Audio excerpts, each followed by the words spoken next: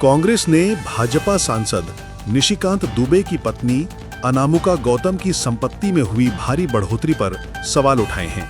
Party प्रवक्ता सुप्रिया श्रीनेत ने कहा कि 2009 में जहां अनामिका की संपत्ति 50 लाख रुपए थी, वहीं 2024 में यह 31.32 करोड़ रुपए पहुंच गई। कांग्रेस ने पूछा कि इतनी तेजी से संपत्ति कैसे बढ़ी और इसका स्रोत क्या है। लोकपाल ने भी 24 जुलाई को दुबे दंपत्ति से 4 सप्ताह में जवाब मांगा था। सुप्रिया ने कहा कि ये मामला भ्रष्टाचार से जुड़ा है और इसकी पारदर्शी जांच होनी चाहिए। पलामू जिले के होटवार गांव में 18 वर्षीय लड़की की संदिग्ध मौत के बाद पुलिस ने उसका शव कब्र से निकलवाया। परिवार ने आत्महत्या का दावा करते हुए बिना पुलिस को बताए दफनाया था। बताया जा रहा है कि लड़की का प्रेम प्रसंग परिवार को पसंद नहीं था। पुलिस को शक है कि पिता ने परिजनों संग हत्या की और सुसाइड का रूप देकर शव दफनाया। एसडीपीओ मनोज झा ने बताया कि पोस्टमार्टम रिपोर्ट से मामला स्पष्ट होगा। फिलहाल परिवार से पूछताछ चल रही है।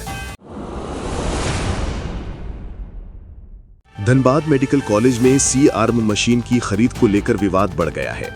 7 साल पहले 52 लाख में खरीदी गई मशीन अब सिर्फ 22 लाख में खरीदी गई है। कीमत में इतना अंतर आने से पुराने सौदे में गड़बड़ी की आशंका जताई जा रही है। चिकित्सकों का कहना है कि पहले कुछ ठेकेदारों का सिंडिकेट चलता था जो ऊंचे दाम पर मशीनें सप्लाई करते थे। अब जैम पोर्टल से खरीद कर प्रबंधन ने पारदर्शिता दिखाई है। हालांकि पुरानी मशीन की खरीद की जांच की मांग उठी है। झारखंड में अंडर 19 और रणजी टीम में चयन कराने के नाम पर 1 करोड़ रुपए की ठगी का मामला सामने आया है। हजारीबाग निवासी बुलबुल कुमार ने किसले पल्लव पर फर्जीवाड़े का आरोप लगाया है। किसले ने बीसीसीआई का फर्जी पत्र दिखाकर आशुतोष नामक छात्र के चयन का झांसा दिया था। जांच में पत्र और चयन दोनों फर्जी निकले। पुलिस ने किसले के खिलाफ केस दर्ज कर जांच शुरू की है। आरोप है कि वो खुद को क्रिकेट बोर्ड से जुड़ा बताकर कई लोगों से पैसा ले चुका है। नई शिक्षा नीति में खेल को अहम माना गया है, लेकिन झारखंड के सरकारी स्कूलों में मैदान और प्रशिक्षक की भारी कमी है। राज्य भर में लाखों रुपए की स्पोर्ट्स किटें स्कूलों को दी गईं, मगर ज्यादातर स्कूलों में उनका उपयोग नहीं हो रहा। पूर्वी सिंहभूम के 856 स्कूलों में मैदान नहीं है। कई जगह मैदान अतिक्रमण की चपेट में है। स्कूलों में स्पोर्ट्स टीचर की कमी के कारण बच्चे सिर्फ इंडोर गेम तक सीमित हैं। सरकार के प्रयासों के बावजूद जमीनी हकीकत कमजोर है।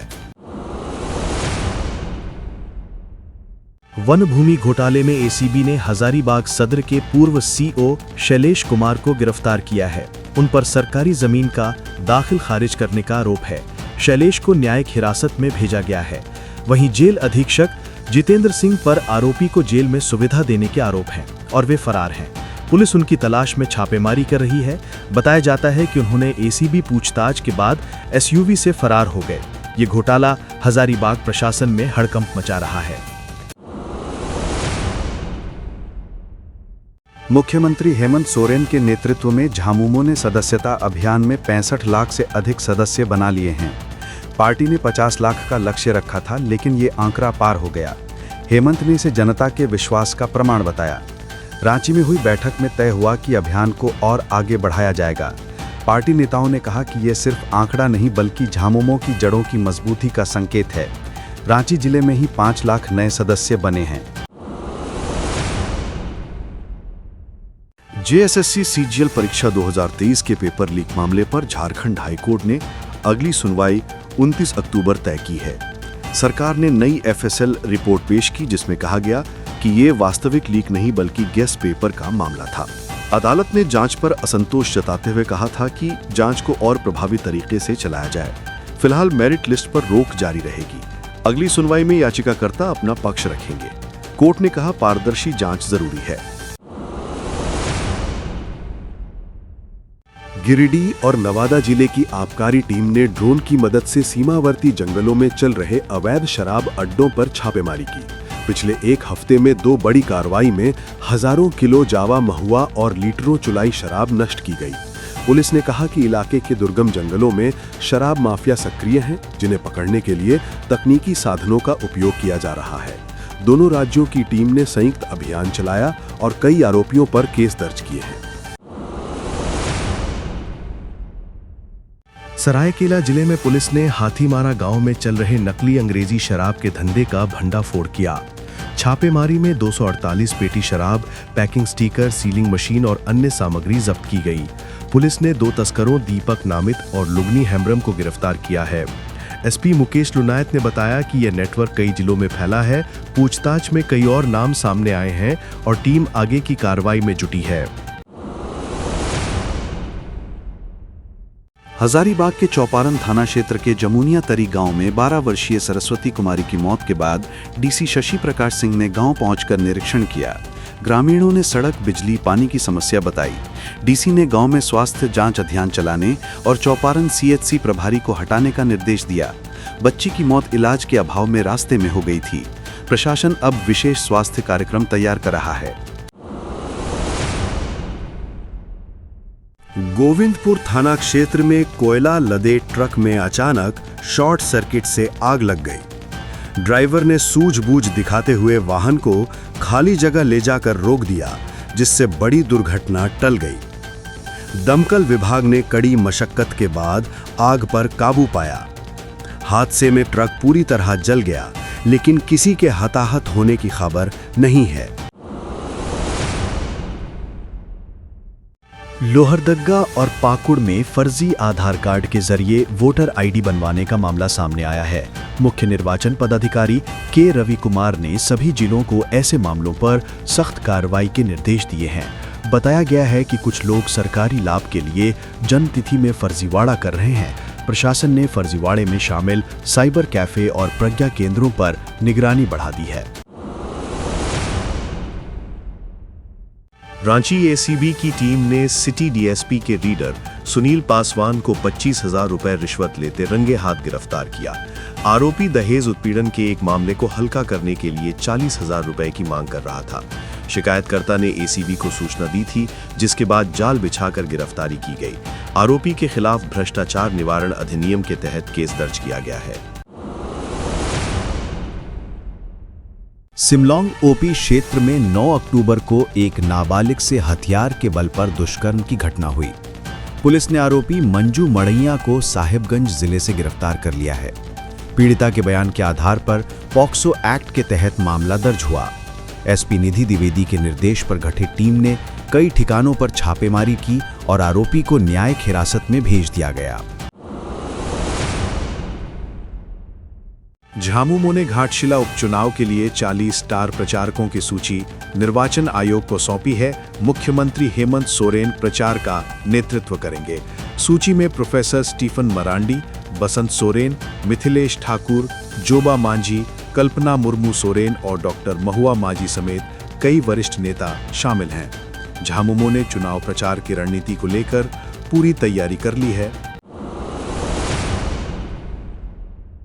राज्य सरकार ने दीपावली से पहले माइया सम्मान योजना के तहत लाभुकों के खाते में राशि भेजने का आदेश दिया है।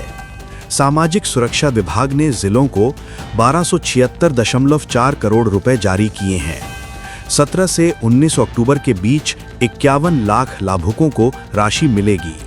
सरकार का उद्देश्य त्योहार से पहले गरीबों को आर्थिक राहत देना है। गिरिडीह पुलिस ने जमुआ थाना क्षेत्र में कार्रवाई करते हुए नकली नोट गिरोह के 2 सदस्यों को पकड़ा। पुलिस ने 45,000 रुपए के जाली नोट, 2 मोबाइल और बाइक बरामद की। 2 अन्य आरोपी फरार हैं। गिरफ्तार युवकों ने स्वीकार किया कि वे विभिन्न इलाकों में नकली नोट चलाते थे। पुलिस उनकी गिरफ्तारी के लिए छापेमारी कर रही है। सदर प्रखंड के गोपीनाथपुर गांव में मुख्यमंत्री ग्राम सेतु योजना के तहत स्वीकृत पुल का काम 1 साल बाद भी शुरू नहीं हुआ। ग्रामीणों ने जिला परिषद सदस्य पिंकी मंडल के साथ मिलकर प्रशासन से जांच और कार्रवाई की मांग की है।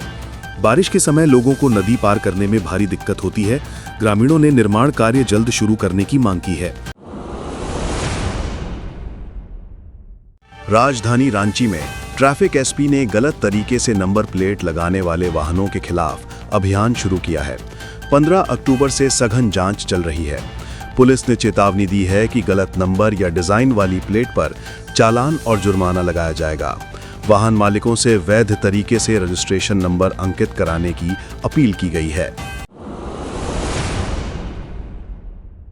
झारखंड में कुड़मी समाज को अनुसूचित जनजाति सूची में शामिल करने के विरोध में आदिवासी संगठनों ने बड़ा आंदोलन छेड़ दिया है।